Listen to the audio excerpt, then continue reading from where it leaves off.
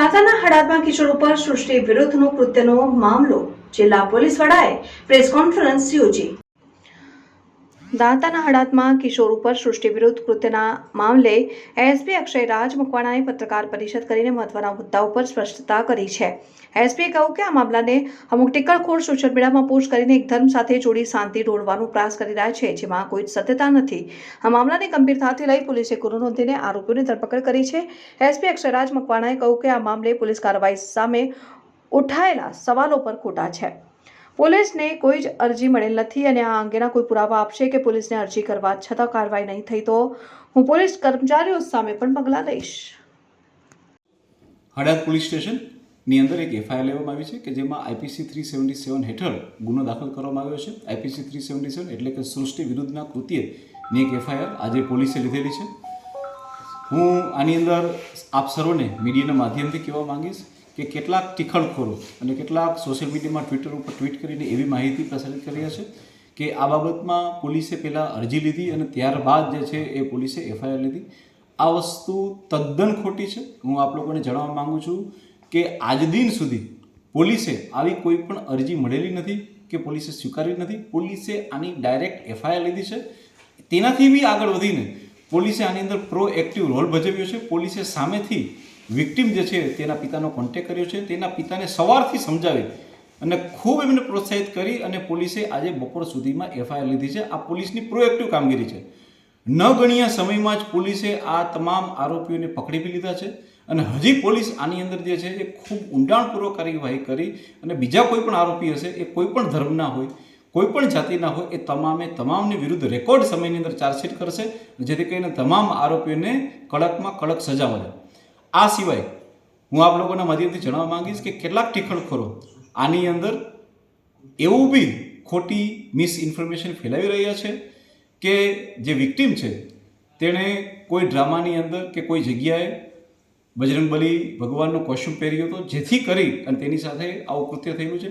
આ વાત બી બિલકુલ જૂઠી છે, બિલકુલ ખોટી છે। અમે ખુદે ફરિયાદીના પિતાનો અને ફરિયાદીનો કોન્ટેક્ટ કરેલો છે। આવી કોઈ ઘટના ધ્યાન ઉપર આવેલી નથી। આ સિવાય કેટલાક લોકો એને રામ મંદિર પ્રાણ પ્રતિષ્ઠાની સાથે બી જોડી રહ્યા છે। અમે લોકોએ તેમાં બી તપાસ કરી છે, ખૂબ ઊંડાણપૂર્વક જવાબ લીધા છે। રામ મંદિર પ્રાણ પ્રતિષ્ઠાને, બજરંગબલીના કોસ્ચ્યુમને, અરજીને આ બધી વસ્તુઓ તદ્દન જ ઉપજાવી કાઢેલી ઘટના છે।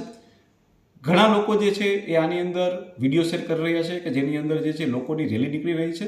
એ વાત સાચી છે કે લોકોની રેલી નીકળી છે, પરંતુ એ જે રેલી છે એ એટલા માટે છે કે આ હિન્દુ અને મુસ્લિમ વચ્ચેનું હોય, પરંતુ આ કોઈ કાસ્ટ વચ્ચેનું નથી। તમામ ધર્મના લોકો, તમામ સંપ્રદાયના લોકો એક છે અને કહેવા માંગે છે કે આવા લોકો કે જે આવું ખરાબ કૃત્ય કરે છે એને કડકમાં કડક સજા મળે એના માટેનું છે।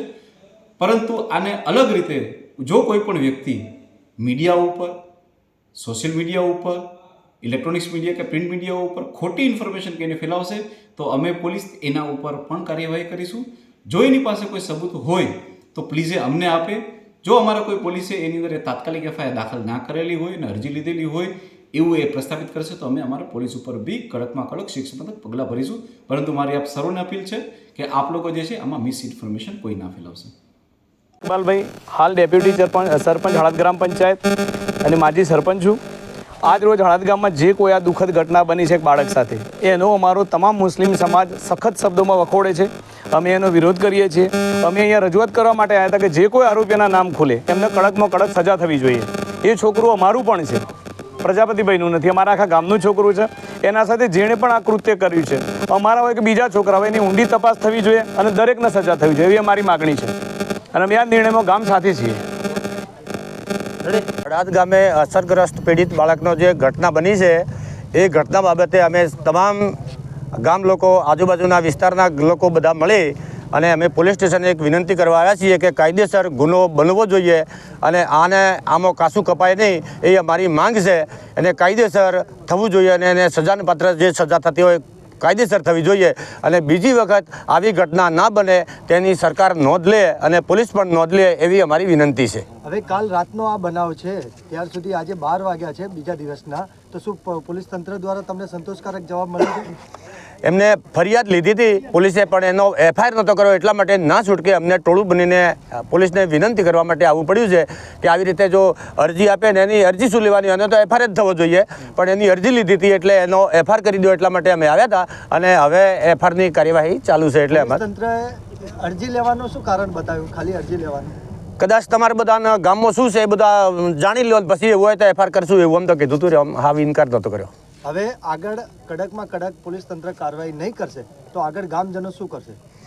પોલીસ કાર્યવાહી નહીં કરશે તો અમે આ હિન્દુ સમાજ તમામ મળીશું અને એને કાયદેસરની કાર્યવાહી કરવી પડે એવા પ્રયત્નો અમે કરીશું.